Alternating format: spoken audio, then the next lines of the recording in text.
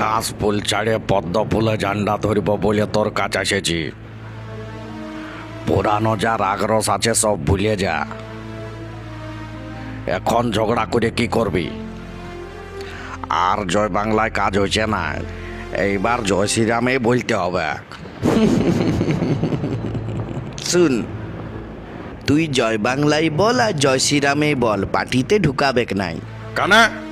তুই যেখানে যাবি সেইখানেই চুরি করবি, তোদের স্বভাব কোনোদিন পাল্টিবেক নাই। কোনো ব্যাপার নাই। এখন 3 মাস তুই লুকাইন থাক, যাতে না পুলিশ তোকে খুঁজে পায়। একে একে সবাই ধরা পড়ছে, তুই এখনো ধরা পড়িস নাই।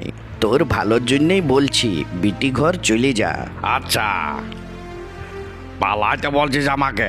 পালাইলে বাঁচে যাবি। তুই কি জানিস না আমি কত বড় নেতা?